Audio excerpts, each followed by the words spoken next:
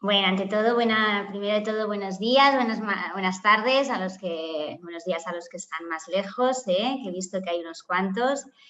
Me voy a presentar, ya ha empezado Jordi, pero un poquito quería explicaros también que aparte mi nombre es Ruth García, aparte de psicóloga forense, también soy mediadora familiar y coordinadora de parentalidad, que es una figura un poquito nueva aquí en nuestro país y bueno, el objetivo de los coordinadores de parentalidad, ¿no? Es pues intentar que las parejas divorciadas pues lleguen a acuerdos por el bien de sus hijos, ¿no? Por el bien de sus hijos en común. Un poquito es lo que me dedico, ¿no? Psicóloga forense y mediadora familiar.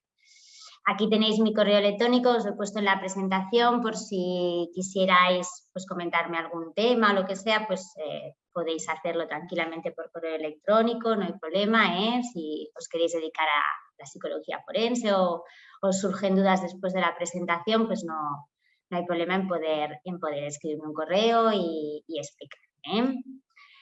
Bueno, pues no sé exactamente qué formación tenéis cada uno, pero yo al principio haré una pequeña presentación de la psicología forense, a qué se dedica, qué realiza, qué se pide, ¿no? en los psicólogos forenses, y luego hablaremos de un caso concreto, de un caso de parte, un caso que llevé como psicóloga forense de parte en un divorcio contencioso, con 3 menores, los que se debería decidir pues con quién irían a vivir los menores, con el papá o con la mamá, un caso de guarda y custodia. Entonces, como para iniciar un poco, introducir el tema, bueno, la psicología forense, bueno, se ha ido consolidando poco a poco en España, en nuestro país y en todo el mundo, ¿no? Sobre todo por una importante demanda social y sobre todo en casos relativos al derecho de familia, que es el relativo al caso que hablaremos al final de la sesión de hoy, del divorcio. La psicología forense comparte conocimientos con otras psicologías, destacado con las otras áreas dentro de la psicología. Por ejemplo, es muy importante tener un buen conocimiento de psicología clínica, sobre todo los test evaluativos, toda la entrevista, es muy importante este conocimiento previo. Y se nutre, evidentemente, de los avances de todas estas áreas dentro también de la psicología. La función básica del psicólogo forense es auxiliar al jurista, es decir, al juez, y orientándolo hacia las decisiones que han de tomar dentro del ámbito de la administración de justicia. El juez tiene obligación de tomar una decisión ante una controversia y solicita a un perito psicológico en este caso para que le ayude mediante su informe pericial a tomar una decisión al respecto. El psicólogo en este caso realizaría un informe psicológico dirigido al juzgado que respondiera pues, a la cuestión que el propio jurista le realiza. El psicólogo forense necesita, para poder llevar a cabo esta función de auxiliar al juez, al jurista, necesita una formación especializada. Nosotros somos psicólogos, hemos hecho nuestra carrera de psicología, pero para trabajar en un ámbito tan específico como es la psicología forense, se requiere haber realizado una formación de posgrado, una maestría, porque es muy importante conocer el vocabulario del derecho, ¿no? A qué juzgado nos dirigimos, cuáles son, digamos, estas peculiaridades del derecho, que no es nuestra disciplina de base es la psicología, pero es muy importante que podamos adquirir esos conocimientos porque nos vamos a mover en un entorno que no va a ser el nuestro de origen, pero vamos a tener que conocer bien para poder realizar nuestra función. Y por tanto, sobre todo, tenemos que tener conocimientos de psicología, de ley, también de psicología de las familias, de las relaciones familiares, técnicas de evaluación psicológica, como he dicho antes, sobre todo dentro de la psicología clínica. Y es importante, por eso, tener esta formación a más de la licenciatura de psicología, porque es un conocimiento muy específico. Aquí en España, el Colegio Oficial de Psicólogos de Cataluña, aquí en Cataluña, el COP, lo que tiene son unas bases, unos listados de profesionales que tienen esta formación y que, digamos, podría ser llamada por el juzgado para emitir estos informes periciales, ¿no? Serían los turnos de intervención de peritos psicológicos.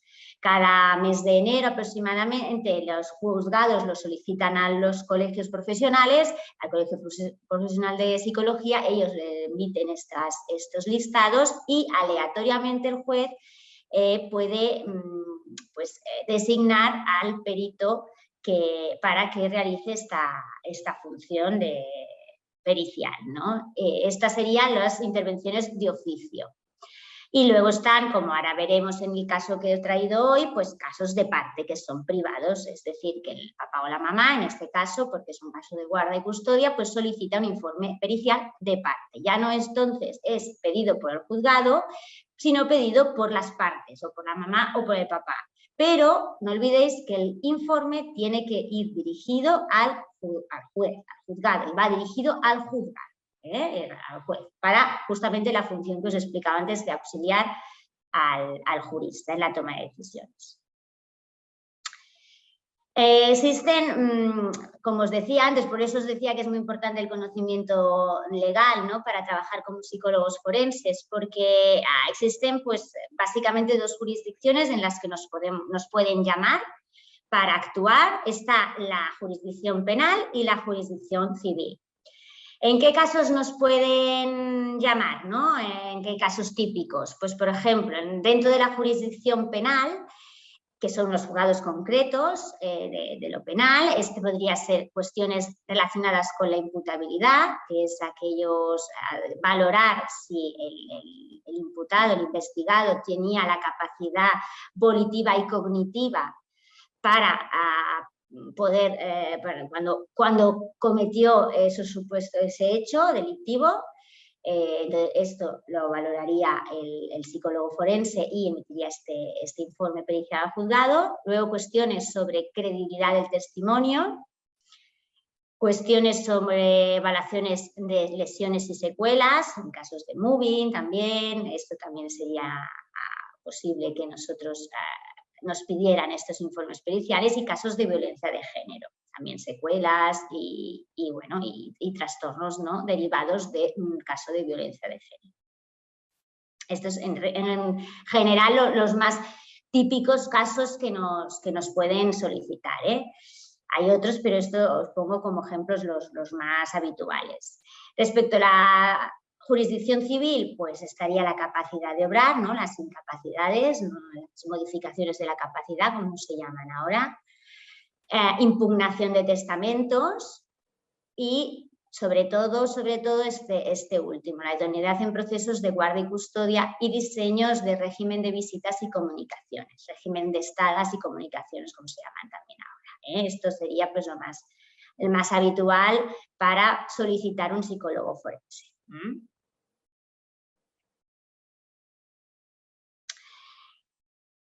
Es el campo en que más demanda profesional está creando la psicología forense, sobre todo debido al cambio social, ¿no?, que ha ocurrido, y al incremento de las separaciones y de los divorcios en nuestro país. Cuando los progenitores pues deciden separarse y tienen hijos en común, pues lo habitual es, si se separan y se ponen de acuerdo, pues se hace un divorcio que se llama de mutuo acuerdo, es bastante sencillo y rápido. Si hay algún tipo de conflicto, pueden realizar una mediación familiar, en la cual con la ayuda de un tercero, pues los papás pueden llegar a acordar pues qué es lo mejor para sus hijos, qué es a nivel no solamente de convivencia, sino también cuestiones económicas, todas las cuestiones relevantes a los niños. Y si no es posible ni el mutuo acuerdo, ni tampoco con la ayuda de una figura como un mediador, pues finalmente llegan a un caso de divorcio contencioso, que es que, bueno, ya hay demanda de padre, demanda de madre, contestaciones de las demandas y llegan a la vista oral y finalmente es el juez el que decide con quién vivirán estos hijos y cuál sería el régimen de estadas y comunicaciones, el temas económicos, todo lo decidiría el juez. Es en este momento cuando el juez tiene tiene que decidir cuándo puede pedir la opinión del perito psicológico para que le ayude a determinar la opción más acorde con el mejor interés del menor. Entonces es en este momento, cuando hay un divorcio contencioso, cuando solicita el juzgado pues, la participación del psicólogo forense. Aquí en nuestro país también, aparte de estos listados que os he hablado antes del turno de oficio de los colegios profesionales, también los juzgados disponen de unos equipos propios del juzgado, aquí se llama LEATAF, el equipo de asesoramiento técnico de familias, y directamente le solicita a estos equipos que realicen estas valoraciones de guarda y custodia y de régimen de visitas. Básicamente, ¿qué tiene que tener un informe? Un informe pericial, ¿no? Básicamente tiene que haber en primer momento hay un análisis de la documentación relacionada con el caso que permita pues, contrastar los datos referenciados por los informados relevantes, que básicamente son los padres en casos de custodias, para la evaluación. Documentos jurídicos o policiales, informes psiquiátricos, psicológicos, médicos, sociales, todos escolares sobre todo, toda la documentación que te aporten las partes. Todo esto pues se debe hacer un análisis documental de esta documentación. Si hay sentencias previas, si hay acuerdos previos, todo esto es importante que nosotros lo podamos revisar y analizar. La segunda parte sería una exploración ya directa de las personas implicadas, mediante pues, técnicas de entrevista y observación.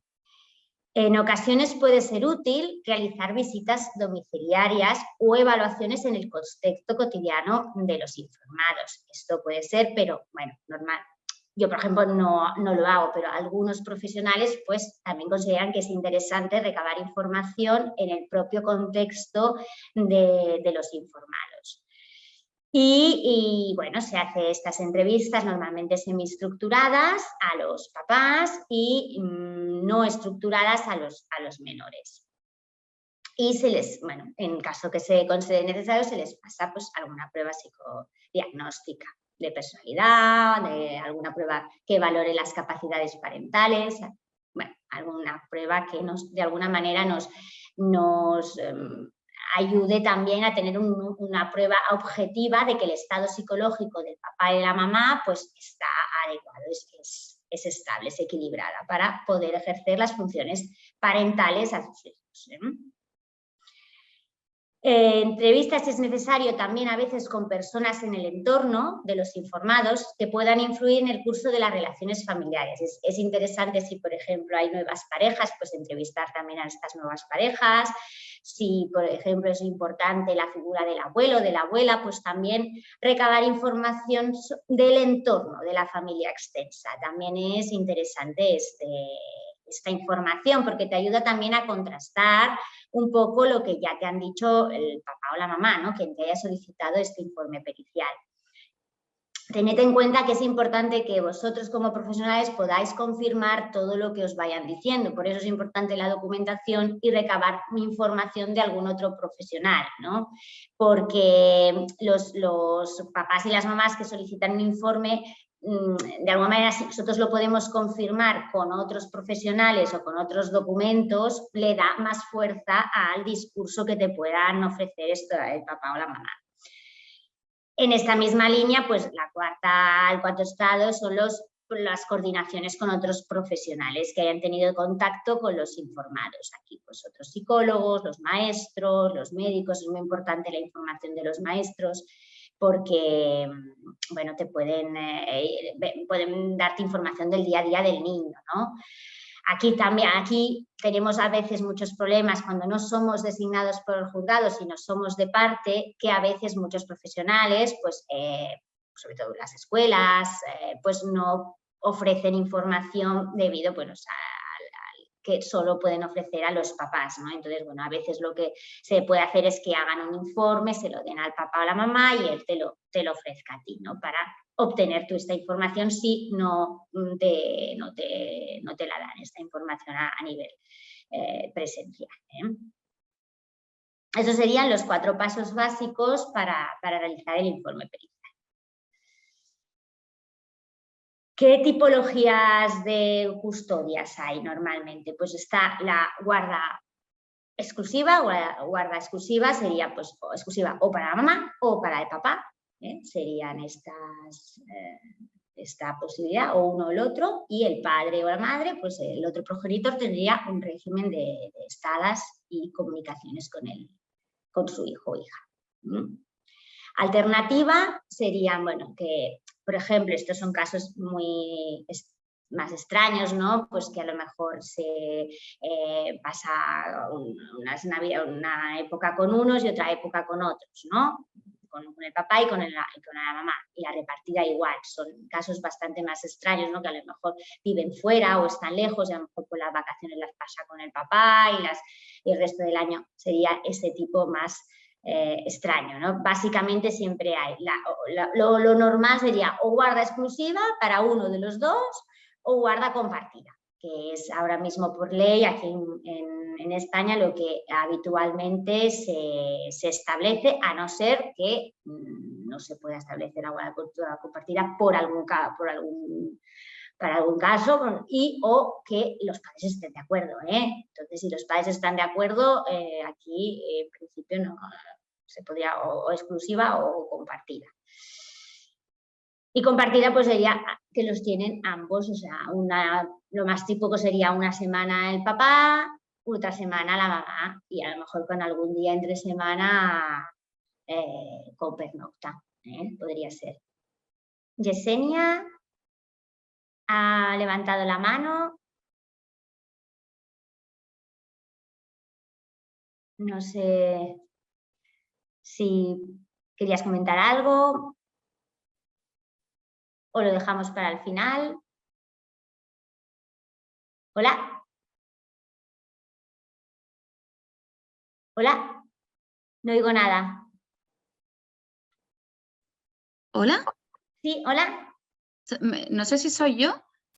Sí, pone ISEP21. Vale, buenas tardes, mi nombre es Estela. Hola, Estela.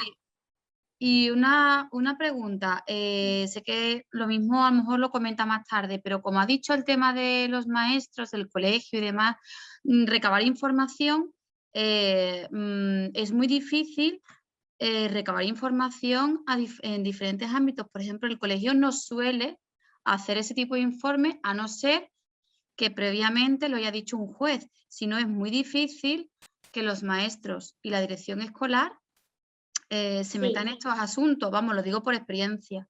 Sí, justamente es lo que os comentaba, cuando esto no es posible, lo que hacemos es pedirle al papá y a la mamá que hagan un informe, pedirle al papá y a la mamá que le pida al colegio que hagan un pequeño informe. Sí, pero no lo suelen dar, vamos, por experiencia no lo dan. Normalmente sí que, bueno, ellos no es un informe extenso, es a lo mejor 4 líneas, hablan del niño lleva al cole, hablan 4 de bien, en principio normalmente si no hay ningún problema pues lo especifican, no hay ningún problema, y ya está, y con esto pues en principio quedaría esta parte. ¿Cómo te llamas, perdón? Estela. Estela, realmente tengo que decirte que yo me he encontrado de todo, no solo... a veces sí, en este caso que os voy a traer no nos facilitaron la información, en el caso que os traigo. Pero alguna vez sí que me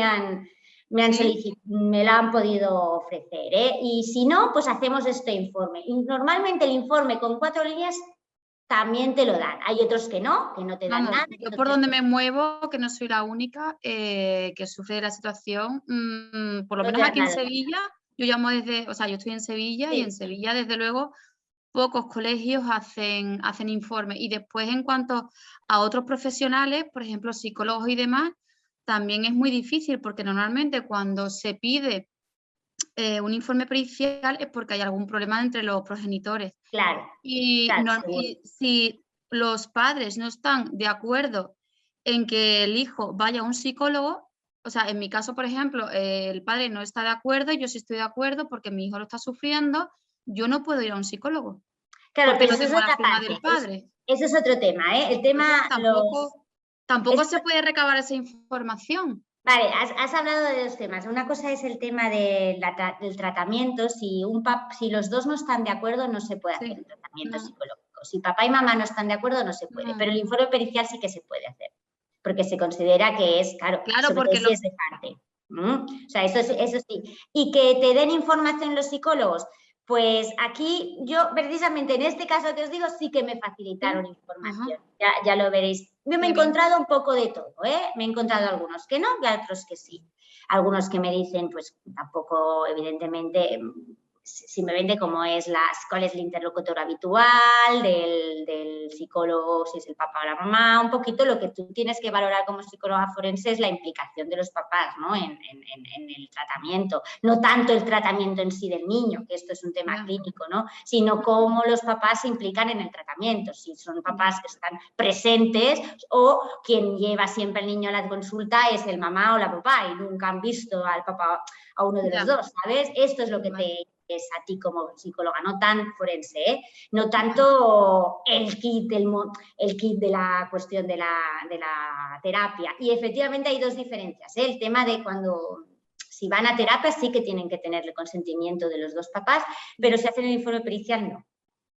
Lo tienes que informar, estás obligada a informar siempre al otro progenitor, porque esto sí que es importante que lo hagáis siempre, o bien por burofax o por como vosotros.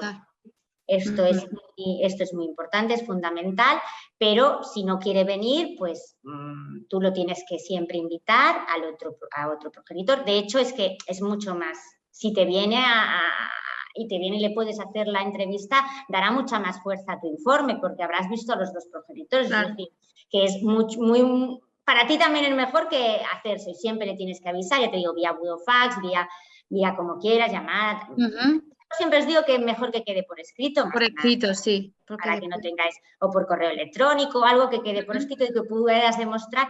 Pero si él no quiere, pues evidentemente, como es de parte, pues no pasa nada. Si no quiere, no quiere. Vale. Tú vas a poder realizar el informe, pero avisarlo siempre con antelación. Eso tenemos que tenerlo muy claro todos. Y bueno, y lo de los profesionales, pues hay de todo. Es verdad que hay de todo. Yo este que os voy a traer, los maestros no me dieron información, pero la psicóloga que estaba sí que me dio información y hay otros casos que es al revés. A veces en casos así, pues con un informe. Prefiero entonces que me hagan un informe, que el papá o la mamá solicite el informe y con el informe, pues bueno, me puedo basar un poquito. Vale, muchas gracias. Disculpa. Nada, no te preocupes. Y Yesenia, no sé, Yesenia Rodríguez, que también tenía la mano levantada, no sé. Bueno, si un caso me parece que al final de la ponencia sí que me comentaba Jordi que podemos resolver todas las dudas, pero bueno, si hay algo concreto que tampoco me importa ir resolviéndolas, A ver, bueno, ¿qué se valora? ¿Qué se valora en los informes, no? Pues básicamente está la ley recogida, aquí pongo la ley de Cataluña, pues estamos aquí, pero bueno, en realidad sería, básicamente en todos los informes tendrías que valorar esto, ¿no?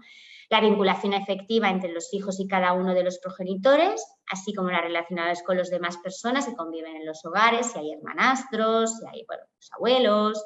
La vinculación afectiva, este es un aspecto que tenéis que valorar siempre en el informe.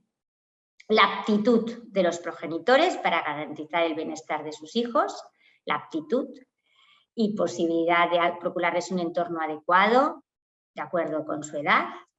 La actitud de uno de los progenitores para cooperar con el otro a fin de asegurar la máxima estabilidad a los hijos, el tiempo que cada uno de los progenitores había dedicado a la atención de los hijos antes de la ruptura y las tareas que ejercía para procurarles bienestar es importante también tener en cuenta quién se ocupaba antes de los niños, ¿no? Antes del divorcio, quién estaba ocupándose. La opción expresa por los hijos, si son mayores de 12 años, pues o incluso si son menores pero son suficientemente maduros, se les puede escuchar, se les debería escuchar. Eso no quiere decir que hagamos lo que los niños nos piden, ¿eh? Pero escucharles, tenerles en cuenta, escucharles, creo que es importante pues para, de alguna manera estamos decidiendo sobre ellos, ¿no? Sobre su futuro, entonces es importante que los podamos escuchar.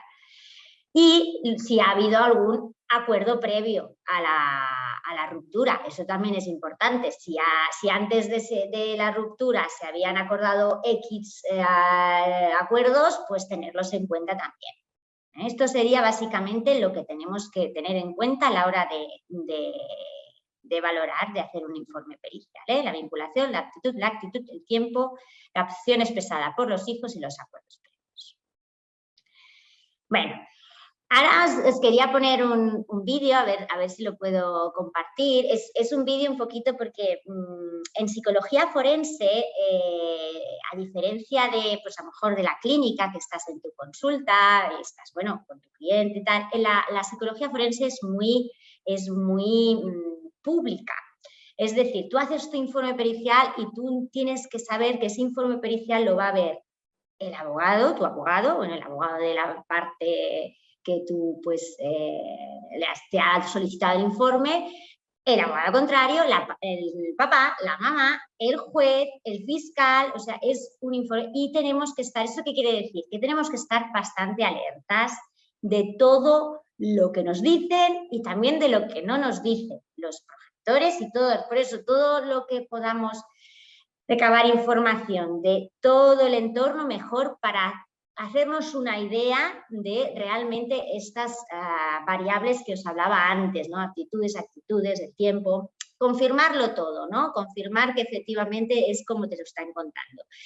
Porque, bueno, porque de alguna manera, claro, tú ten en cuenta que el papá y la mamá te está pidiendo un informe, quiere un beneficio, ¿eh? Entonces tenemos que estar siempre muy alertas y tener en cuenta que según con quién te explica un mismo suceso, puede tener diferentes perspectivas.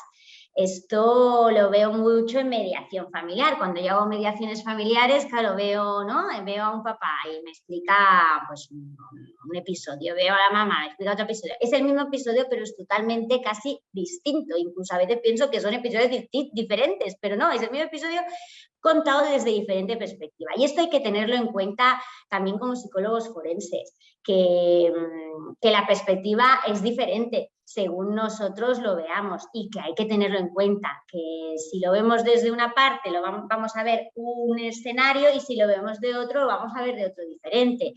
Y por eso hay que estar alerta, ¿eh? Simplemente os diría que, bueno, que seáis muy prudentes a la hora de hacer este informes, como decíamos antes con la compañera, pues sobre todo avisar al otro progenitor cuando tú empiezas un informe, sobre todo si tú no has valorado algo, no poner, y te lo han dicho, no lo puedes poner como una verdad absoluta. Si tú no lo has valorado, refiere, manifiesta, no lo des por seguro porque, bueno, por esto que os digo de estar alerta y muy prudente a la hora de hacer nuestras manifestaciones por escrito, porque, como os decía antes, este informe lo va a ver mucha gente. Entonces, bueno, los psicólogos forenses nos tenemos también que proteger y ser muy prudentes con lo que escribimos.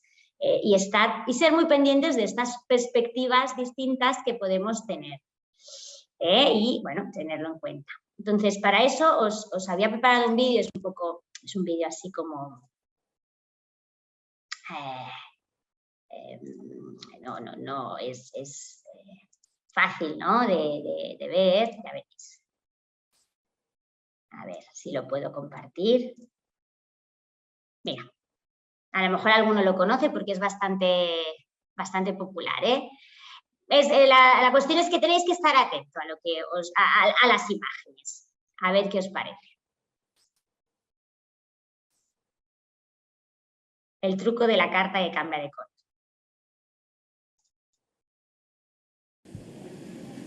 Hola, soy Richard. Ella es Sara y vamos a realizar el asombroso truco de la carta que cambia de color, con esta baraja con la parte de atrás de color azul. El truco es muy sencillo. Voy a extender las cartas enfrente de Sara y pedirle que saque una carta. A ver, voy a coger esta carta. Sara podría haber escogido cualquier carta de la baraja, pero eligió la que está encima de la mesa. Voy a pedirle que nos enseñe la carta que ha elegido. De acuerdo, la carta que elegí es el 3 de rombos. 3 de rombos, una elección perfecta. Meto la carta de nuevo en la baraja. Extiendo la baraja boca arriba sobre la mesa y con un clic vemos la carta que eligió Sara, que tiene la parte de atrás de color azul, lo cual es normal. Pero lo que es sorprendente es que las demás cartas tienen la parte trasera roja. Y este es el asombroso truco de las cartas que cambian de color.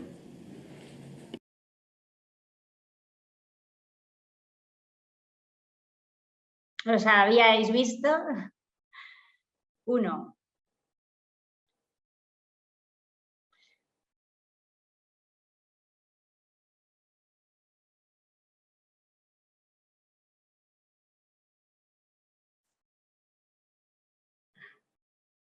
¿De cuántos cambios?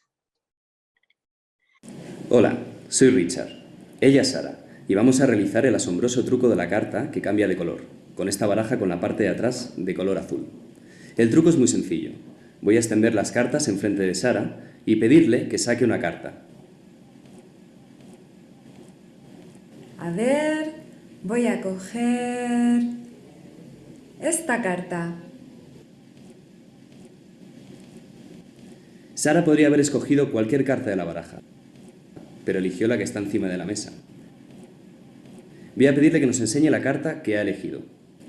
De acuerdo, la carta que elegí es el 3 de rombos. 3 de rombos, una elección perfecta.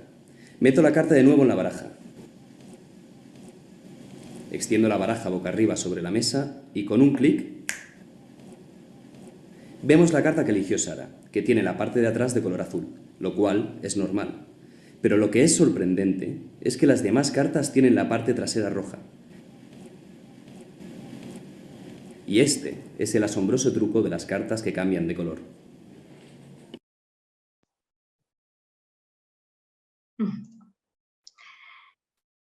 Bueno, pues esto es un poquito lo que os quería enseñar. Ahí.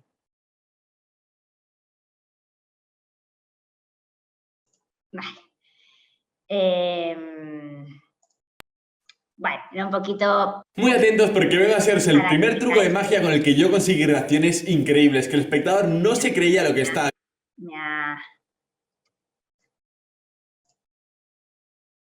Aquí.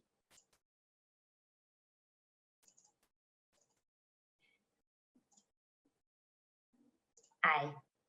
Ahora. A ver si consigo otra vez poneros aquí la presentación. Vale.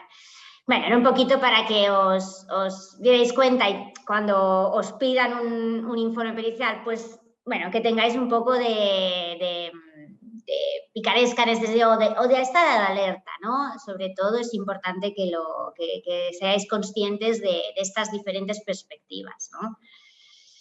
Y bueno, este es el escenario del caso que hoy os voy a comentar. Aquí me veis, aquí en el centro, aquí están los peritos cuando tenemos que ir a ratificar, porque la parte de la psicología forense no se queda solo en el informe, luego entregas el informe y luego tienes que defender ante el juzgado, que es, digamos, casi de la parte más importante, porque por muy bien que escribas el informe, si luego no lo puedes explicar bien, pues pierde mucha fuerza. Entonces, aquí estoy, como veis, aquí tenemos, aquí estoy yo, aquí sería la parte de la mamá, el papá, la abogada del papá, la abogada de la mamá, los procuradores, y aquí delante, ¿no?, estaríamos el magistrado, el juez, la jueza en este caso. Este sería el escenario en que nos vamos a mover los psicólogos forenses cuando vayamos a ratificar nuestro informe pericial. En este caso éramos 2 peritos y entramos las 2, yo por la parte de la mamá y la otra compañera por la parte del papá. Normalmente esto no suele pasar, entramos de uno en uno en los civiles, en casos de familia. En casos penales sí que hay careos de peritos, pero en casos civiles no suele haber. En este caso íbamos tarde y la jueza, que eso tenemos que estar preparados porque puede pasar, mira, aquí pasó, ¿no? La jueza dijo, bueno, pues entráis las dos y hacéis la ratificación juntas, ¿no? Bueno, pues aquí estamos. Bueno, pues ya vamos hacia el caso en sí. Este era el informe. El objetivo del informe del caso era realizar la valoración psicológica de la señora mamá, de Marta, y determinar la acción y régimen de estadas y comunicaciones más beneficiosos para los niños, que eran 3, era Pera, de 10 años, y Miquel y Ana, que eran mellizos de 7 años de edad. Y era petición de la mamá. La mamá es la que me solicita este informe pericial. Los examinados fueron, pues, tendría que ser la mamá, el papá y los 3 hijos. ¿Qué metodología utilicé? Pues primero, como os he hablado, de entrevistas y coordinaciones. Serían entrevistas semiestructuradas a la mamá. Normalmente son 2 o 3 entrevistas semiestructuradas las que se suelen hacer. También depende de lo que esto también un poco si lo decide el profesional, cuántas entrevistas. Yo suelo hacer entre 2 y 3 entrevistas con el papá y la mamá. Entrevistas no estructuradas a los menores, a Pera, y también hice entrevistas a Ana y a Miquel. Y luego me coordiné con la neuropsicóloga y con la psicopedagoga que realizaba tratamiento a la pequeña, a Ana. Las pruebas administradas fueron estas, que os indico aquí, es la SCD-90, que es un test de screening, de psicopatológico, el Milon y el PUIDA, que es un test que realmente utilizo bastante en estas valoraciones de guardia y custodia porque te da una información sobre las capacidades parentales de los cuidadores, ¿no?, de los papás. Y pienso que es fundamental que conozcamos este test si queremos dedicarnos a valoraciones de guardia y custodia. Y análisis documental, que os hablaba al principio, expediente judicial, informe pericial de parte, de parte del papá, informe de la neuropsicóloga y informe de la pedagoga. Antecedentes familiares. Este es un apartado también importante a la hora de hacer el informe. Pues bueno, aquí sí que lo que tienes que decir en el informe es que esta información te la ha manifestado la mamá, porque luego veremos que aunque yo le invité al papá, el papá no quiso venir, por tanto no tenía esa información y sobre todo, como os decía antes, muy prudentes, refiere la mamá, según refiere la mamá, bueno, casados desde mayo tal, Pera presentan trastorno de espectro autista, diagnosticado hace 2 años por la neuropsicóloga, recibiendo tratamiento de CESMIC y adaptación curricular. Ana presenta diagnóstico de retraso mental leve con adaptación curricular completa. Padre y madre se han complementado en el cuidado de sus hijos, siendo la madre quien ha ejercido una mayor iniciativa a la hora de la organización familiar.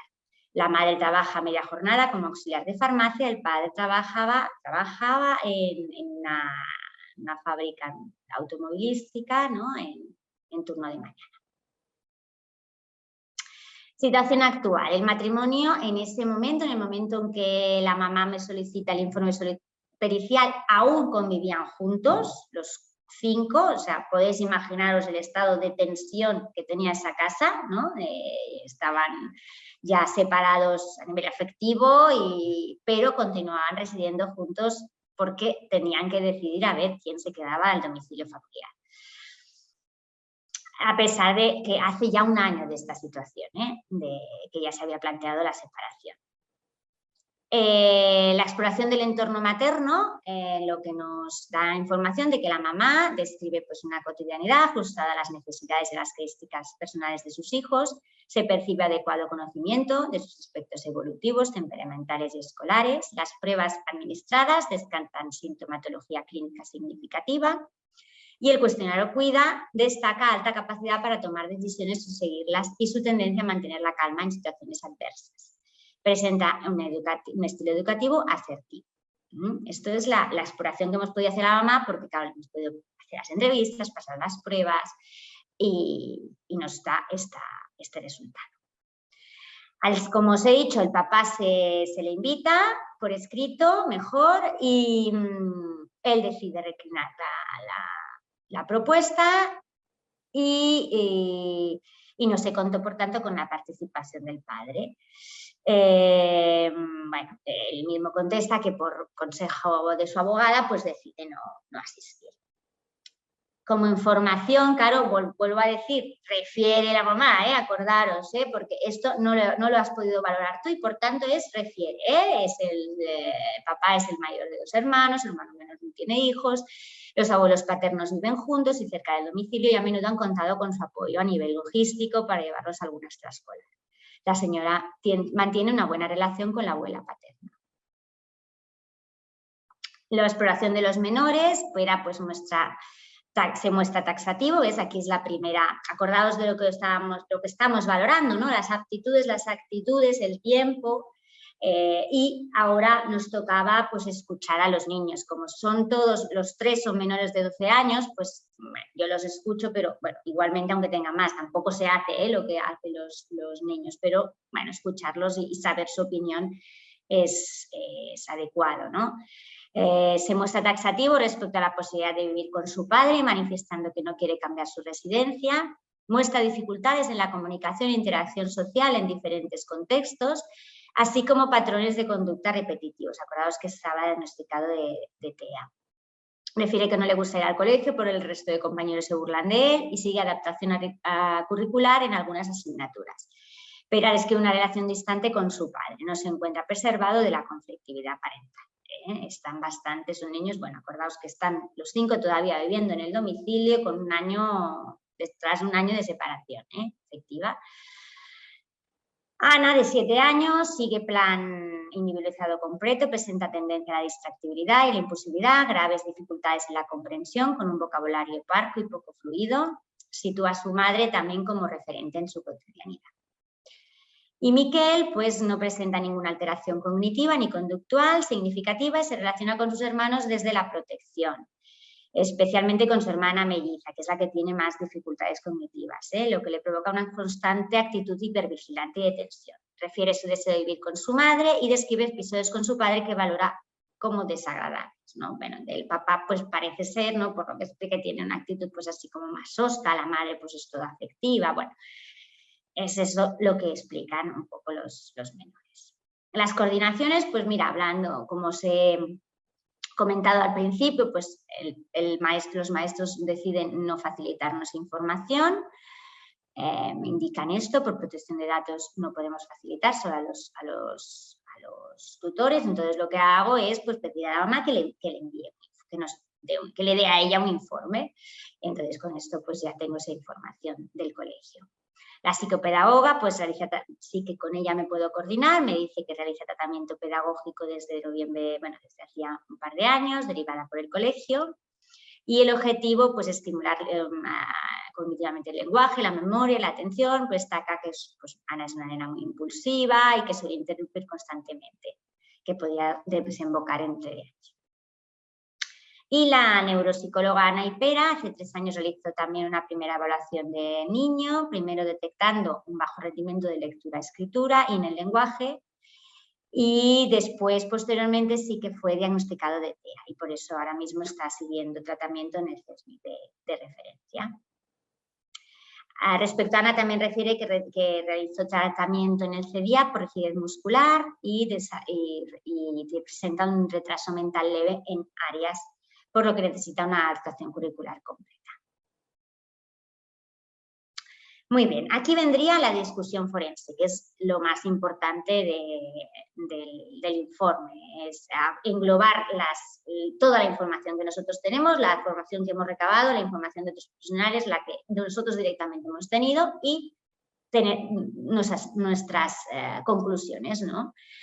Aquí tenemos que valorar pues, la actitud y la actitud de los progenitores mediante esta exploración de los progenitores, en la cual la mamá la exploración que hemos realizado nos dice que tiene unas actitudes muy positivas hacia la crianza, hacia la educación, con refuerzos positivos, con una mamá que potencia mucho la autonomía de los nenes, que está muy consciente también de las necesidades que tienen sus hijos, sobre todo el mayor y la pequeña, que tienen necesidades especiales, está muy presente y muy preocupada. La implicación, el tiempo dedicado y la motivación de los progenitores, pues aquí básicamente la mamá está a media jornada, desde que nació el mayor, es decir, ella es la que más tiempo ahora mismo y desde el nacimiento del mayor pues ha podido tener con los niños. Las características de los menores aquí es un aspecto muy especial porque los menores pues, tienen cierta vulnerabilidad, sobre todo, ya te digo, el mayor y la pequeña. Bueno, lo que un poco ellos expresan, ¿no? La relación con que más tienen vinculación y si necesitan pues, el tratamiento que están realizando. En principio parece que están pues, con recursos idóneos, ¿no? Para sus diagnósticos. Si existe una coparentalidad, es decir, si ha habido para proponer, ¿no? O para pensar en una guarda custodial compartida, pues de alguna manera puedes, si han sido siempre ¿no? complementarios estos papás, ¿no? En la crianza. Y finalmente, pues cuál sería la guarda más adecuada, ¿no? Y cuál es el tiempo de estadas. Y si podemos pronunciarnos, yo os hacía esa pregunta, ¿podemos pronunciarnos sobre todo esto? Tenemos que tener en cuenta que si no hemos podido valorar al papá, no podemos pronunciarnos sobre la guarda y custodia. Nosotros lo que podemos hacer es centrarnos, ya os avanzo, nos centramos en las características de la mamá, de cómo está la mamá y de las capacidades y actitudes de la mamá. Y de que los niños pues refieren, ¿no? el querer vivir con la mamá. Pero cuidado en establecer, en proponer una guarda, porque si tú no has visto a la otra parte, no puedes poner, estos niños tienen que ser guarda custodial compartida, guarda custodial exclusiva. No, hablas de la convivencia, hablas de las aptitudes de la mamá positivas, ¿no? Pero no puedes pronunciarte de forma taxativa porque no has podido explorar al entorno paterno. Por tanto, no tienes toda la información. Un poquito aquí os explico, os preguntaba, os quería preguntar, ¿no? Ahora que me han dicho que al final hacemos preguntas, ¿no? La media hora final, pero sí que me gustaría que vosotros, no sé si con la información que os he dado, pues me podíais de alguna manera pues pensar qué propondríais o qué conclusiones podríais establecer, ¿no? en este caso que os digo. Básicamente ya os lo he ido avanzando un poco, ¿no? Las conclusiones ahora, sobre todo centrándonos en la mamá, ¿no? La primera conclusión siempre es la mamá en qué habéis valorado, las pruebas que el resultado de las pruebas que habéis pasado y que tiene una actitud muy positiva ante la crianza. Las características de estos menores, la necesidad pues, de rutinas, la necesidad de tener unas pautas bien concretas debido a esta vulnerabilidad, sobre todo en la pequeña, pues que han hablado en las coordinaciones, pues que tiene tendencia a la impulsividad, distractibilidad. Eso hay que ponerlo en las discusión forense, un poquito pues lo que vosotros habéis valorado y lo que os han dicho también los menores en este sentido. pero como os decía, no os podéis pronunciar taxativamente con quién porque no habéis valorado al papá. Podéis hablar de la conveniencia, sobre todo tener en cuenta que como el informe vosotros ya habéis valorado a la madre y la habéis valorado que es positiva, pues hacer reforzar todo aquello que consideráis adecuado que la mamá pues está ejerciendo adecuadamente, ¿no? Pues esa implicación, ese conocimiento de la enfermedad, de los menores, del trastorno, que ella tiene un conocimiento pues bastante amplio del estado de los nenes, entonces, y del seguimiento que con las dos profesionales que has hablado, pues te han hablado de que es ella, pues sobre todo hacer hincapié en esto, en los aspectos positivos de la mamá. Pero no podéis decir que el papá ha hecho no, porque en principio, como no lo habéis valorado, no habéis tenido esta información, que es una de las cosas que siempre ahí a los psicólogos forenses nos pueden perjudicar si nosotros nos pronunciamos sobre aspectos que no hemos valorado. Hay que estar muy atento a esto y no pronunciarnos sobre aquellas cosas que no hemos valorado nunca. No sé si de este caso os quería preguntar, vosotros qué hubierais propuesto, cómo lo hubierais solucionado, qué hubierais considerado. Ahora sí que me gustaría un poco escucharos.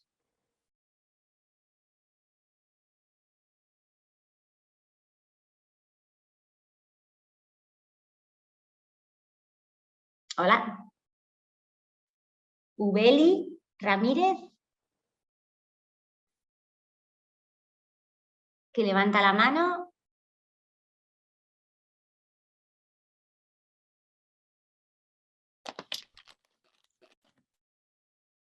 Hola.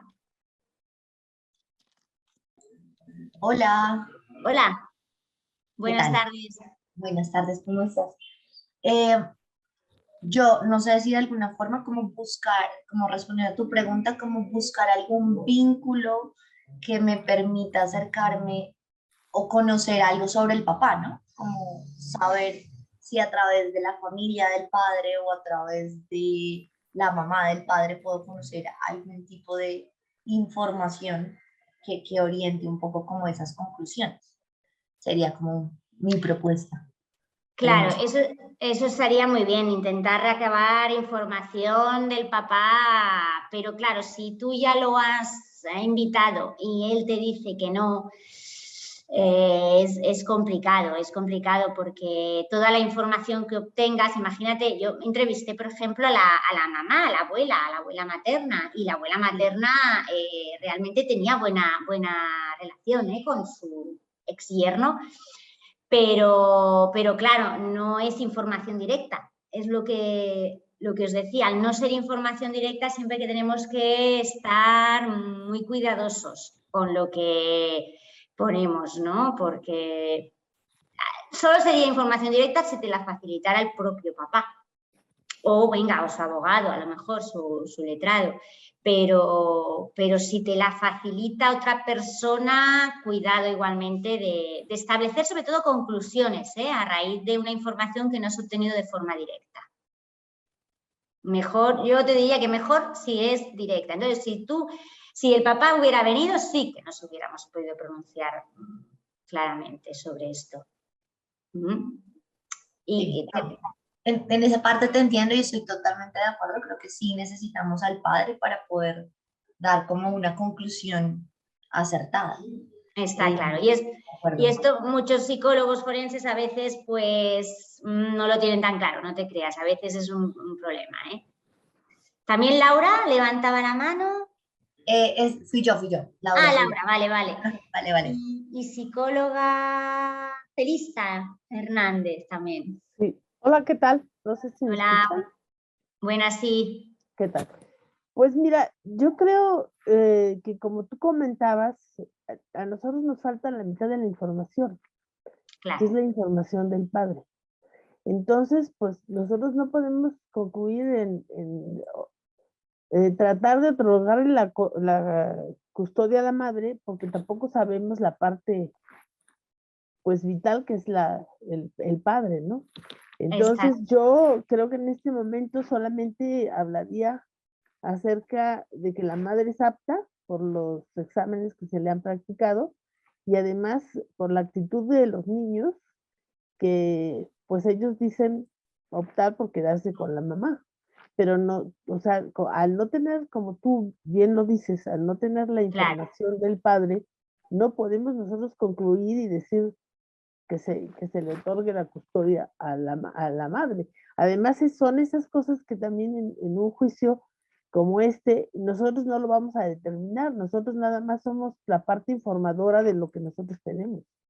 Exacto, exacto, pero te sorprenderías de a veces la gente que es, por eso sí nos he querido como poner sobre todo alertas de que cuidado con lo que escribimos y que tengamos en cuenta que esto, bueno, nos puede perjudicar también, ¿no? Si no somos objetivos, porque aunque nos lo haya pedido la madre el informe, eso no quiere decir que tú tengas que tener una praxis, una buena praxis y ser objetiva, lo más objetiva que puedas, todo, y que es verdad que en los casos de parte vas a tener seguramente solo la opción, la información de una de las partes, eso es así, pero todo y eso has de seguir siendo, pues bueno, teniendo pues tu código ético muy claro y deontológico muy claro, y en la psicología forense, en todas las áreas son importantes, pero en psicología forense es muy, muy importante. Cuidado con lo que nos pronunciamos, porque los abogados de nuestras partes dirán,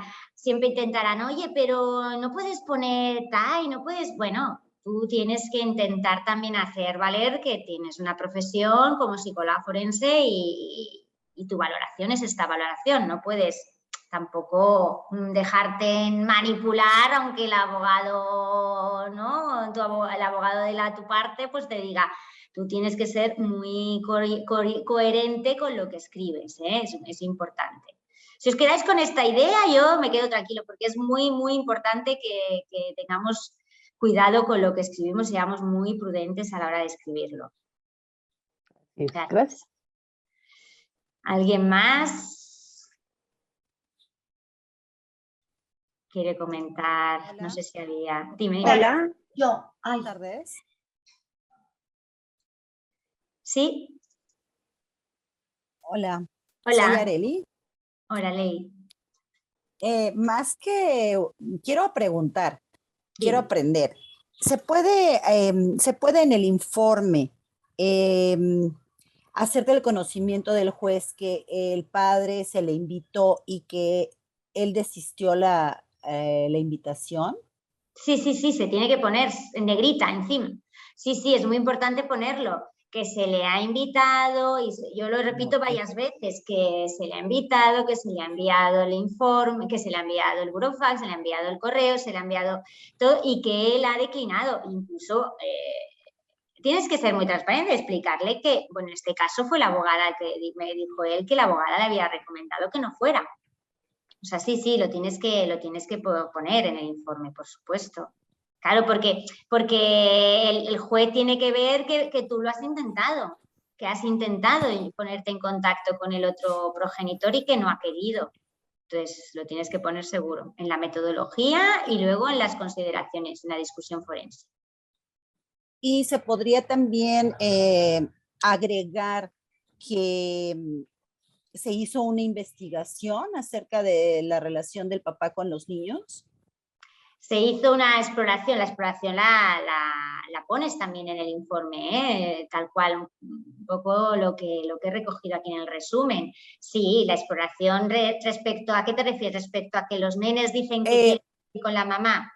No, puntualmente eso no. Me refiero, por ejemplo, preguntarle a gente del entorno cómo perciben ellos la relación del papá hacia los niños. Sí, de ahí la información de la abuela materna, cómo percibe. Yo le pregunté a la abuela un poquito cómo estaba y decía, bueno, pues esto, que bien, porque ella, ya os he dicho, que se llevaba bien, bastante bien con su ex yerno, entonces decía que todo y que el yerno, pues bien, pero sí que tenía era muy rudo, sobre todo con el mayor, que a veces pues era un poco pues más brutote con él y que eso a los niños no les gustaba. Eso. Lo que pasa es que, claro, como es información del entorno materno, pues cuidado, porque es lo que Sí, te exacto. dice la abuela materna. Claro, sí que lo puse, yo en el informe siempre hago como pequeños resúmenes de las intervenciones, de las entrevistas, y que lo puse, pero no lo podemos utilizar como verdad absoluta. Simplemente lo ponemos ahí y ya que su señoría pues decida lo que considere, porque Y se no lo hemos podría, podido. Dime. perdón, ¿se podrían considerar, por ejemplo, las opiniones de los vecinos? O sea, A gente que veces sea como imparcial, perdón. si son relevantes, si son vecinos que son importantes en la familia, sí que podría, a veces he llamado a amigos, sí, a veces he llamado a amigos y he hablado con ellos. Lo que pasa es que es lo mismo, que tú no puedes saber si esta persona te está diciendo algo porque se lleva mal con el padre o con la madre y por eso te está contando no tendrías que coger, sería algo más para tener en cuenta, pero todo eso, bueno, tenerlo claro que viene, sobre todo si es de uno de los dos entornos. Diferente sería que pudieras hablar con la abogada de él, por ejemplo, del papá en este caso que os he hablado. Si tú has podido hablar con la abogada y la abogada te dice, bueno, claro, es otra cosa, ya te da información, entonces ahí es casi como si hubieras entrevistado al padre. Entonces ahí sí, pero si no es exactamente el entorno paterno, todo y que sea un amigo y que aparentemente parece ser que sí que es neutral, eso no lo sabes realmente. Lo que os decía, cuidado porque no lo sabes 100% si es neutral o hay alguien aquí, ¿no? Entonces, bueno, sobre todo es capaz de los que dicen es malo, malísimo o es buena, buenísima, ¿sabes? Es capaz de los que vayan a polarizar, porque normalmente las personas, los seres humanos son muy grises, ¿no? Entonces, el que te diga es que es muy malo, siempre ha sido muy malo, uy, alerta porque a lo mejor tiene algún interés aquí que tú no sabes, ¿no? Y cuidado. Entonces, Maestra, y una última pregunta. dime. Me imagino que ha de ser difícil cuando ambos progenitores pues son funcionales, cumplen con sus deberes. Exacto. Tomar una decisión, ¿no? Pues sí, en esos casos de que los dos son funcionales y que los dos, bueno, pues muchas veces por eso está la guarda-custodia compartida como la primera opción. En realidad, si tú has valorado los dos progenitores como funcionales, pero no se ponen de acuerdo, pues va a tener que ser una guarda compartida, porque ¿quién va a dejar de ejercer las funciones parentales si los dos son válidos?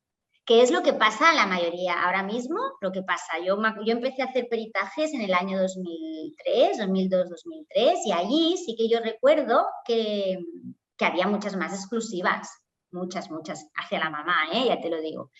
Pero te diría que en los últimos 10 años, es compartida. O sea, ya para encontrar una exclusiva es muy difícil. Este caso, por ejemplo, que os he comentado, yo sí que, es lo que os dije en mis conclusiones de alguna manera, hice hincapié de las aptitudes de que esta mujer, que esta mamá, que se había dedicado mucho a los niños, y iba encaminada, ¿no? Sin ponerlo, porque ya os he dicho que no se puede poner así explícitamente porque no se ha valorado el entorno paterno, pero iba encaminada a que fuera exclusiva para la mamá. Pero es muy difícil, son casos casi contados, que se pueda justificar una guarda de custodia compartida. Exclusiva. Ahora casi todos son guardas compartidas. Ok, pues le agradezco mucho. Nada, de nada a ti. Hola, buenas noches. Hola, buenas. Una duda que yo me planteo con este tipo de casos, Sí. donde no puedes evaluar a uno de los progenitores, es si nos podemos pronunciar, podemos explorar o como estrategia enfocar el informe en términos de qué supondría para los menores ese cambio. Sí, exacto. Es decir, en función, ¿no? de su capacidad de adaptabilidad, de sus procesos de afrontamiento, etcétera. De hecho el informe iba enfocado mucho como los niños tienen unas características, esos tres en concreto, unas características tan especiales, ¿no? Acordaos, un niño con TEA, una nena con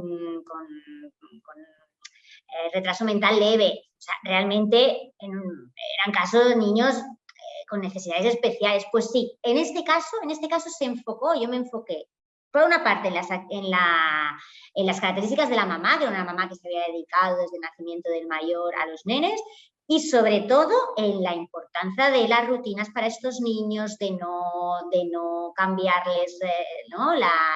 Su espacio, su domicilio, por ejemplo, en la importancia de darles estabilidad, de darles tranquilidad, porque estos niños, bueno, eran más vulnerables a lo mejor que un nene que no tuviera este tipo de diagnósticos, ¿no? Y sí, de hecho este caso, por eso os lo traigo, porque es especial en ese sentido, en el sentido de que tienes que hacer hincapié sobre todo en las características de los niños y en la mamá. En la mamá siempre vas a tener lo que hacer, siempre cuando hagas un informe pericial siempre vas a tener que hacer. Pero en este caso además tienes una baza que es también interesante para ti como psicóloga forense, porque tienes además otros argumentos, que es la vulnerabilidad de estos niños. Entonces, sí, sin duda. De hecho, además, me fue muy bien que pude coordinarme con las profesionales, porque te daban más fuerza también a lo que a lo que puse en el informe, ¿no? Que eran especialmente vulnerables estos niños. Sí, en este caso está claro, sí. Claro, es una manera como indirecta, ¿no? De pronunciarte sobre una custodia sin hablar específicamente de la custodia. Porque no puedes. Porque no puedes. Exacto. Sería una manera, por eso, de hacer hincapié de los aspectos positivos de la mamá y de los aspectos especiales de estos niños, y de alguna manera, por eso es diferente este caso. No es solamente dos padres, pues que, como decía la compañera, son funcionales, más o menos funcionan bien. Aquí hay una madre que funciona bien, hay un padre que no lo sabemos, pero sobre todo hay 3 niños con dificultades. Entonces, bueno, ahí tienes que siempre mirar tú lo que tienes, la información que tienes y ponerle la fuerza donde tú veas, ¿no? En este caso aquí los niños era importante que nos les cambiara la rutina sobre todo y su estabilidad emocional, porque ya estaban muy justitos. Entonces, sí. Y entiendo que en este caso a los menores no se le ha pasado ninguna prueba precisamente por su estado, pero en el caso de evaluar... Sí, y precisamente porque ya estaban, una de las cosas que también como psicólogos forenses tenemos que ser conscientes, y eso yo creo que tenemos ya incluso éticamente, de no marear a los niños si no es necesario. Entrevistarlos los tienes que entrevistar, yo creo que es importante porque te vas a pronunciar por ellos, pero sobre todo estos niños que ya estaban valorados, que ya se habían valorado, volverles a pasar otros cuestionarios. Tienes que tener muy claro que lo principal es que los niños estén bien y ya está. Entonces, como además me pude coordinar con las profesionales, ya tenía toda la información. Ya no voy a pasarles, por ejemplo, al Pera le podía haber pasado un TAMAE, ¿no? Que es un test de adaptación de los nenes, pero los otros 2 que tenían 7 años eran muy pequeños, algún proyectivo podía haber, pero cuidado con los proyectivos, que a veces, siempre, tenéis que tener mucha experiencia también los proyectivos para poderles pasar, si la tenéis perfecto, pero bueno, más que nada. Muchas gracias. ¿Quieres estar al día de todo lo que ocurre en ISEP? Síguenos en las redes sociales y no te pierdas nada. Actualidad, entrevistas con expertos, masterclasses, sesiones clínicas, vida estudiantil, eventos y mucho más.